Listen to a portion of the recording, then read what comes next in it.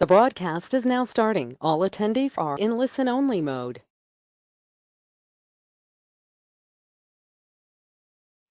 Good morning and welcome to our September Dementia Dialogue entitled Love Your Noggin. My name is Heather Mulder. I'm the Outreach Senior Manager here at Banner Alzheimer's Institute, and I will also be the moderator for today's session. In 2018, we have been in a pursuit of answers looking at common questions that caregivers and people impacted by dementia encounter, and I find this one to be an especially timely topic. Today we're going to tackle the question, how can I live a brain-healthy lifestyle? Before we begin, I want to introduce you to our expert today, Terry Fogarty. Outreach is a passion for Terry, who believes education and awareness are keys to success in life. With over 20 years of varied and extensive experience in recruitment, planning, and coordinating of successful outreach efforts, she is now focusing her efforts on helping to create a world without Alzheimer's disease through clinical research.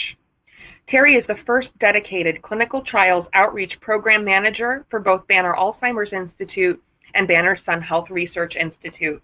Welcome, Terry. Thanks for joining us today. Thanks, Heather. I'm glad to be with you. So let's just dive right in, because I have the feeling we have a lot that we're going to be covering when it comes to a brain-healthy lifestyle.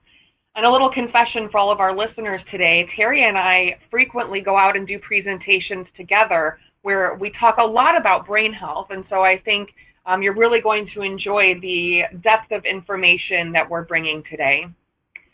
So let's jump in and start with a question that I get a lot, which is about physical activity. We know physical activity is good for our bodies, but does it really make a difference in our brain health? So, Heather, that in my mind is an unequivocal yes. We do understand that exercise makes a key difference in people's brain health. I like to say here at Banner Alzheimer's Institute, if our doctors recommend something to us, we take them seriously. There are a lot of things out there that people say will improve your memory and thinking, but one thing our physicians here are very clear on is the need for exercise to keep your brain healthy. So people who are physically active are less likely to experience a decline in their mental function. They have a lower risk of developing Alzheimer's disease, and possibly have improved thinking among people who have vascular cognitive decline. So exercising several times a week for 30 to 60 minutes can help with thinking, reasoning, and learning skills, keeping them sharp for healthy individuals. They can improve memory, reasoning, judgment, and thinking skills for people with mild Alzheimer's disease or mild cognitive impairment. And it can delay the start of Alzheimer's for people at risk of developing the disease or slow the progression of the disease. And so I think, this is something, too, as Terry mentioned, when we talk to our providers here at Banner Alzheimer's Institute and Banner Sun Health Research Institute, this is the one that I most commonly hear them pushing, not just for a person with cognitive impairment, but for their caregiver as well. It is so important that you are getting your body moving.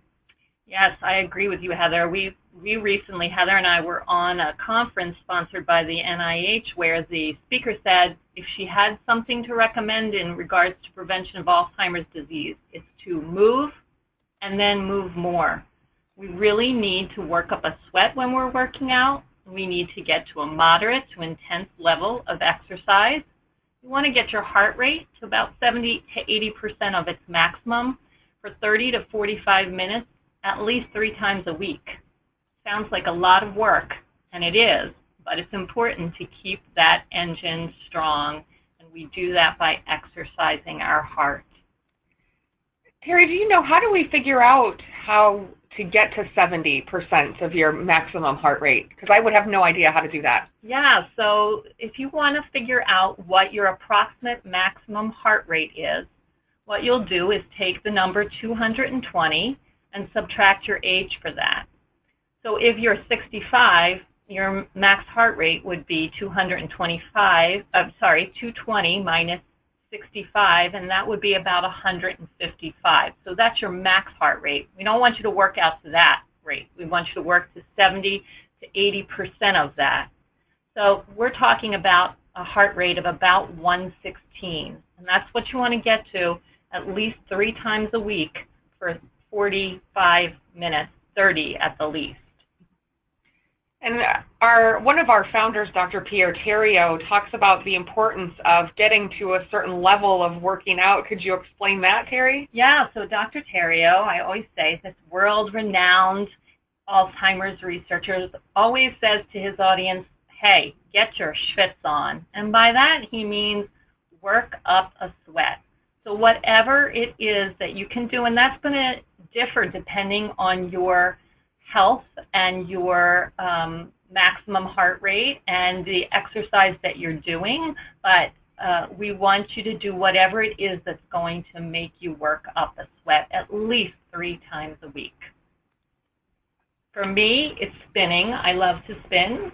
For some people, it may be as simple as a brisk walk. Other people who may be not able to move easily may be able to do that simply by using light weights to work out, or doing simple stretches can work up enough of a sweat. So you have to do what makes sense for your body. And so being that we're based here in Phoenix, simply walking outside in the 110-degree temperatures, will that count? So no. Oh. Sorry, Heather. I'd like to say yes. We can all work out the sweat just by walking out to our car here in the desert, but that does not count, again, because you're not elevating your heart rate. And when we think of our body, we need to think of it as an engine. That heart is pumping oxygen-rich blood to our brain, which is taking about 25% of that blood that our heart is pumping. So we need to get that heart rate up to pump that oxygen-rich blood up to that brain and throughout our system to keep us healthy and strong. Okay, so we have to exercise our bodies for this brain-healthy lifestyle. Do we have to also exercise our brain? I hear that our brain is also a muscle.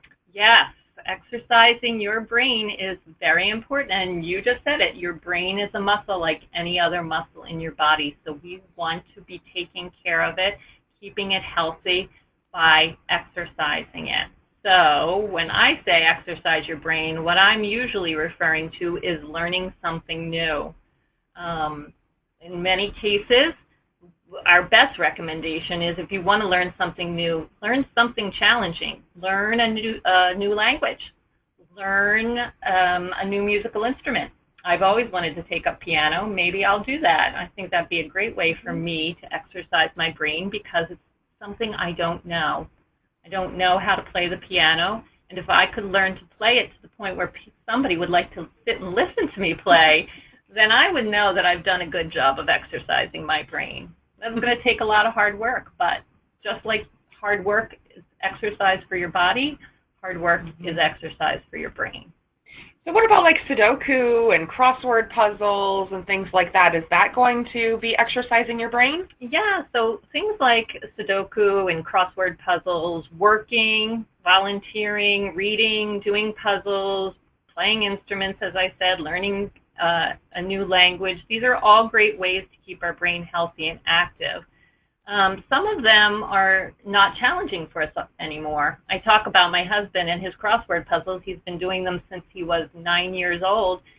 He is an expert crossword puzzle doer, so he's not really learning much new anymore by doing them, but it's still some cognitive exercise doing crossword puzzles. But what he really needs to do is find something new that he hasn't done before. I always say just this job has really been a great way for me to exercise my brain. I've learned so much about Alzheimer's now that I'm able to go out and educate the public about it, and so I've really used that to exercise my brain. It can be as simple as learning maybe Gothic architecture and learning it to the point where you can go and share that knowledge at a museum with other people so that they can ask you questions and you're able to answer them. It's just expanding that realm of knowledge.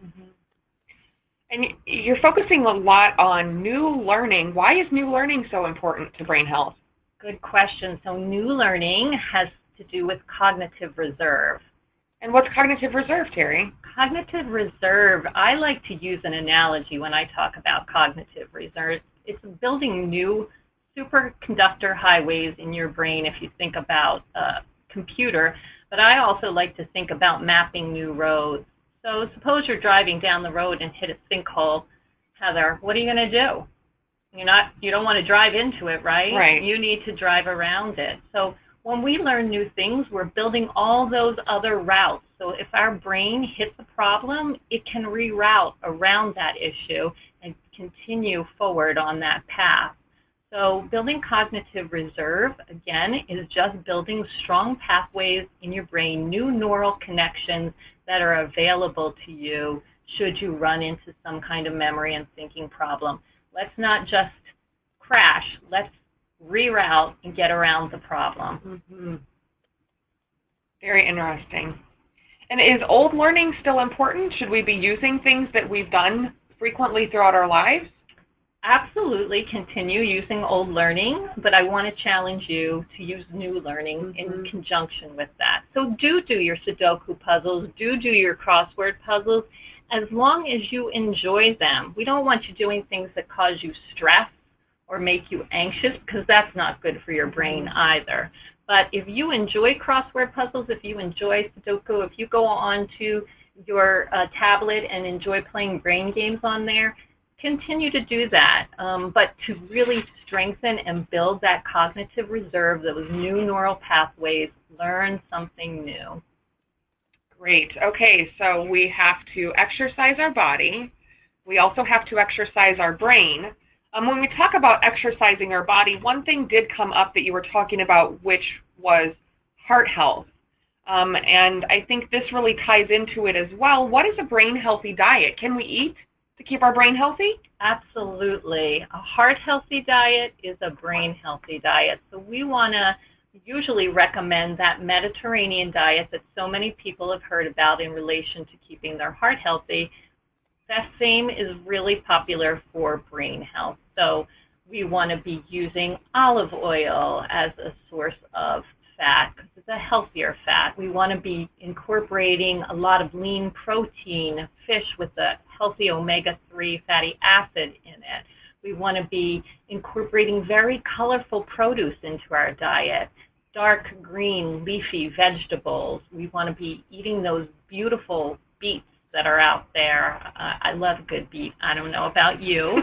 And we want to be picking fruits and vegetables that are high in antioxidants, such as blueberries. Those are a great source of antioxidants for our body. So again, that Mediterranean diet is a great diet to follow to keep our brain healthy.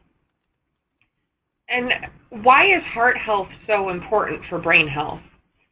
So again, heart health is brain health, we like to say, because that heart is pumping that oxygen-rich blood up into your brain. So you want to keep that muscle, your heart muscle, as strong as possible to keep that brain muscle functioning at max. Mm-hmm. And one of the ways you can do that is through eating a healthy diet. Okay. And another one that I want to touch on, which I think surprises a lot of people, is social activity. How does that impact our brain health? Well, Heather, I'm going to ask you to share that statistic that you always share when we go out into the public, because I think it's so astounding to people to hear this. Yes, recently AARP came out with a study that cited social isolation is as damaging as smoking 15 cigarettes a day. That is just amazing to me. 15 cigarettes a day. Right. Who would smoke 15 cigarettes a day? Yet by just staying inside your house and not interacting with the world, you may be doing as much damage as smoking that many cigarettes a day. It just blows my mind when you share that with people, and I think people are taken back about that. Mm-hmm. But social interaction is so important in so many ways. It keeps so much of our physical and mental self healthy and strong. And so social activities can be as simple as volunteering in your community. We go out to a lot of senior centers and community centers where there is great social interaction going on. It may be as simple as visiting with a friend regularly and taking that hour every Wednesday to have a cup of tea and a chat with them. The more you can interact with the world, and not just by sitting in front of a screen, be it a TV screen or a computer screen. Yes, we can interact socially on Facebook. We can interact with our television to some extent. But that real face-to-face interaction with other people is so important for your mental, physical, and cognitive health. We can't stress that enough. So, and even your emotional health, too. Absolutely, your emotional health, surely. A lot of people do realize what a difference it can make in your day just to have an opportunity to share some kind words with someone or reminisce about an event that you shared together. So for your emotional health, it's also good. And Heather, I don't know if you want to share with our listeners the Banner Religious Orders nun study work that we're doing here and what was learned from some of that research.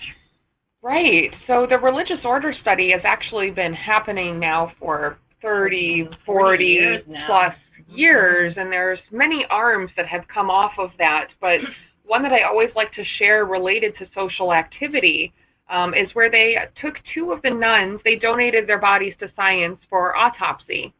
And when they looked at these two women's brains, they found that both of them could have been diagnosed with Alzheimer's disease. They both had plaques, tangles, brain shrinkage, the hallmarks of Alzheimer's disease. But when you looked at how they functioned day to day, only one of them could you tell that she had Alzheimer's. The other one was functioning normally. And so researchers took a step back and said, well, what did these two women do differently? How can one be showing symptoms and the other not? Well, they're nuns. They lived lives of routine. They ate the same foods. The biggest difference they could find is what these women chose to do in their free time. They had one who chose to do a lot of volunteer work in her community, while the other one chose to do a lot of reading in her room. Now, you can probably surmise, since we're talking about social activity, that the one who was showing signs was the one who spent all of her free time reading by herself. As human beings, we are social creatures. We are meant to be around other people. And you'll find, unfortunately, sometimes we'll see older adults who aren't able to get out and about as much anymore, and they start to lose their social connections, and all of a sudden you see their memory and their thinking start to tank. And it's because they've lost those social ties. So I do want to provide a disclaimer for sharing the nun study with you. I don't want you to leave the call today and say, well, Heather from Banner Alzheimer's told me that reading is bad for my brain. Reading's very good for your brain. I concur, Heather. You just don't want it to be the only thing that you're doing in your free time. Make sure you have lots of social activity in there. So what could we suggest they do, Terry?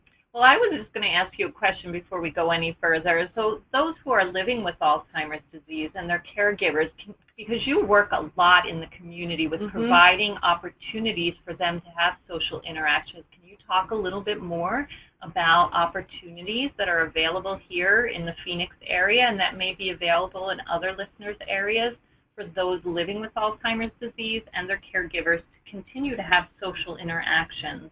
Definitely. So obviously we can't stress enough the importance of connecting with other people, and when you are someone who is impacted by Alzheimer's, whether you have the disease, you're caring for someone with the disease, social isolation becomes more and more common. It gets more difficult to get out and about. And so one of the projects that we work on here at Banner Alzheimer's, and I know that we are not the only one around the country working on these sorts of programs, is working with arts and culture institutions to create programming that accommodates people with dementia and their care partners, creating what we used to call a safe space for the person with dementia to be able to express themselves. But I recently heard a different term for this that I think is so much more impactful.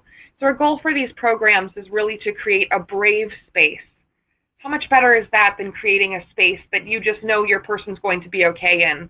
It's so much better to create a space that they can express themselves and feel comfortable and feel brave. And so we work with, for example, the Phoenix Art Museum, Mesa Art Center, Scottsdale Arts. We recently started working with the Musical Instrument Museum.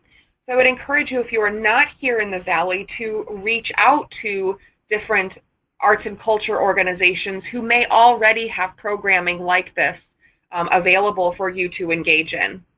And Heather, another thing that we're about to engage in is the program called Giving Voice.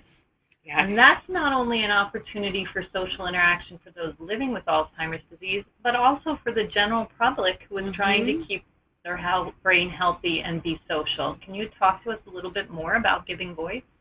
Yeah, so the Giving Voice initiative is working to create choirs for people with dementia, for their caregivers, and also community members who just like to come together and sing with each other.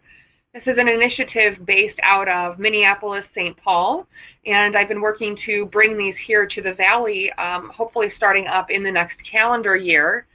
We're going to be holding information sessions throughout the Valley in early November. So watch our calendar for that, or our Beacon newsletter also will be highlighting that. But we do have a choir in the works that's going to be up in North Scottsdale. So we definitely have one that's going to be starting up soon. Again, you get that social interaction by taking part in the choir, but it's an opportunity for the person to feel meaning and purpose. And by going out and performing with these choirs, we're helping to eradicate the stigma associated with Alzheimer's disease as well. So lots of great opportunities coming up. And Heather, if I don't have Alzheimer's, or mild cognitive impairment, how can I participate in Giving Voice? Come and be part of the choir. We have volunteers who sing along with the group, who can help as stagehands, who can be on the stage to help people kind of navigate the music that we're going through.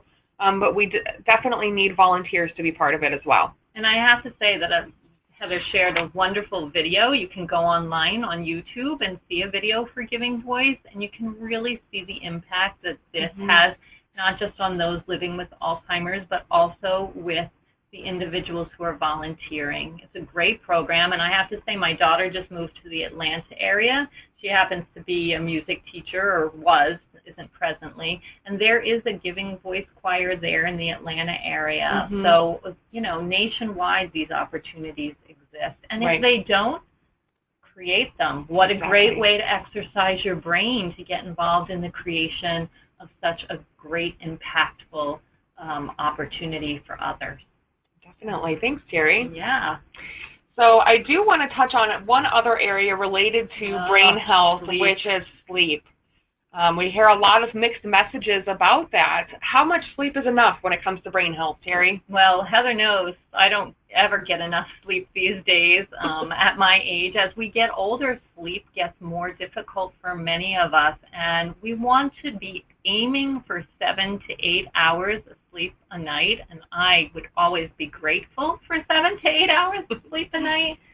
But we know that sleep is the time, I say, where the vacuuming and dusting gets done in your brain. So you really need to give your brain enough time to get that job done. And as we said, 7 to 8 hours is the recommended amount, but people are different.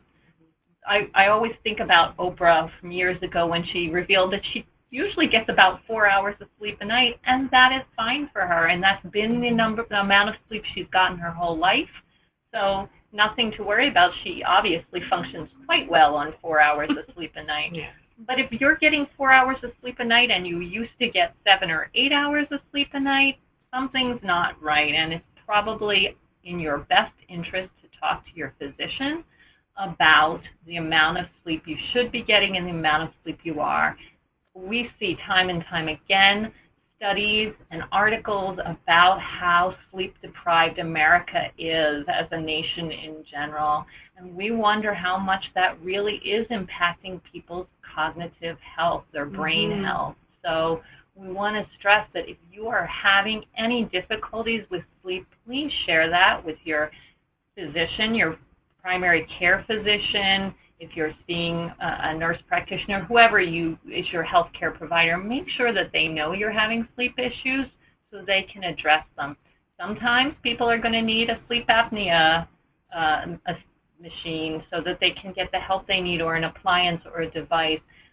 Let's talk a little bit about medication, right? So, Heather, you always share information when we go out in the public about those over-the-counter medications versus prescription medications for sleep issues. Can you talk a little bit more with us about that? Right. It's really easy if you're having trouble sleeping to head for the medicine cabinet and pop a pill to help you sleep. Recent studies have come out and shown that long-term use of over-the-counter medications actually increases your risk of developing dementia.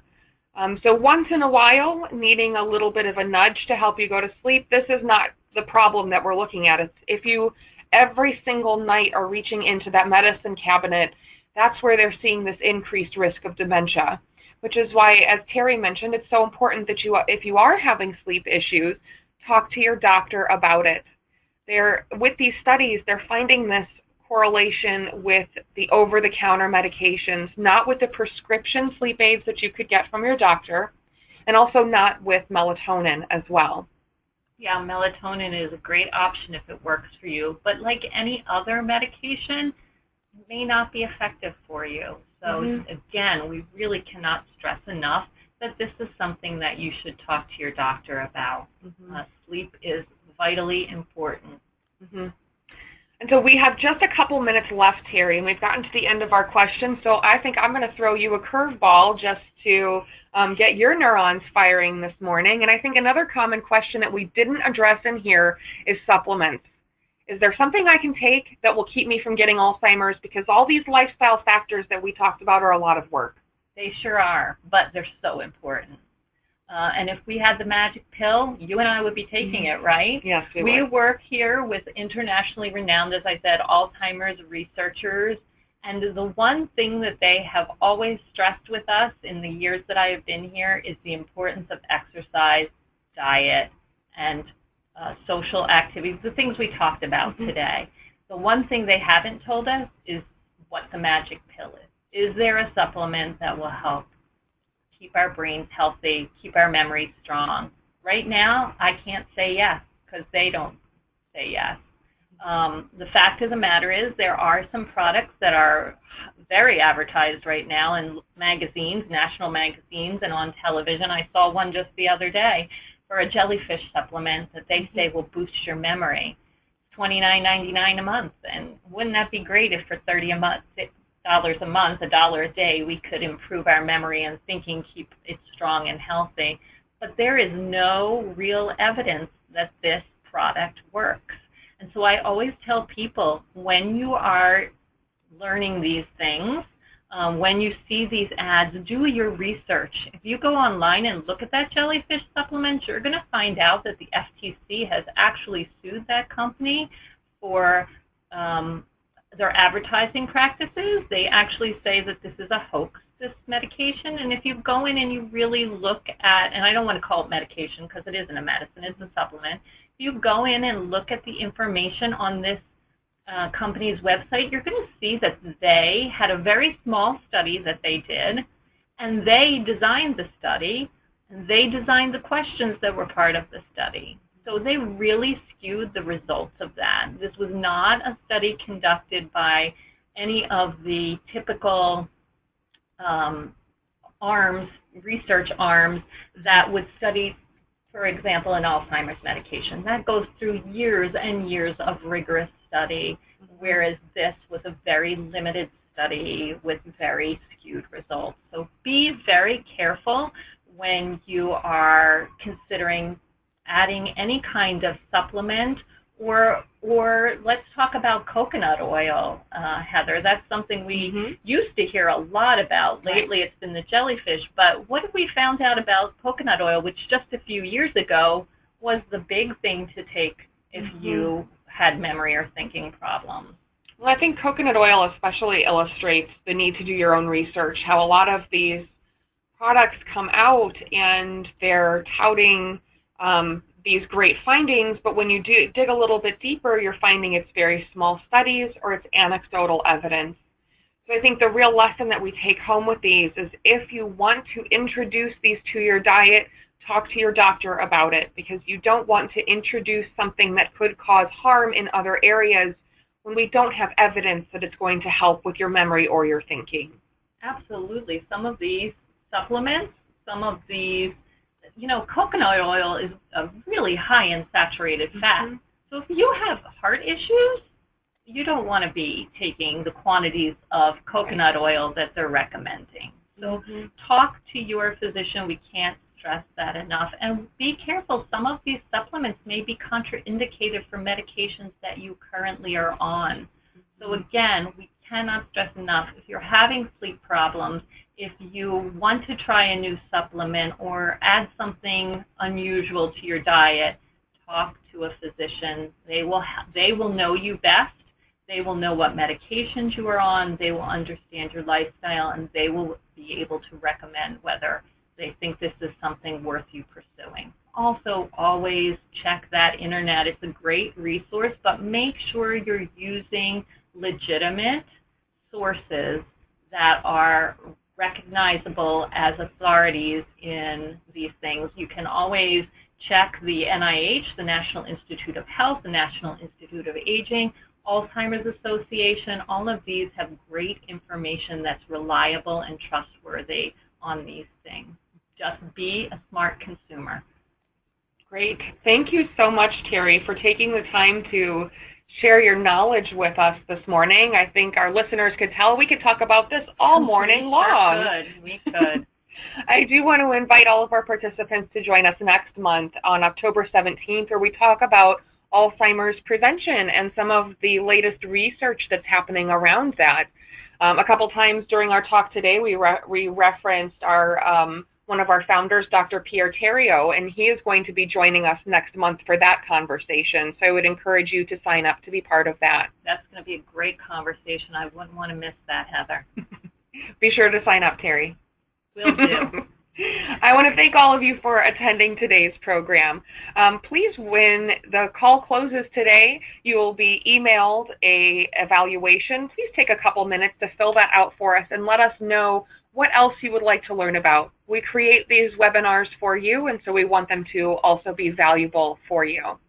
Today's session has been recorded, and it will be posted on our website within the next 24 to 48 hours. Thank you so much for attending Dementia Dialogues, where we bring the dementia education to you.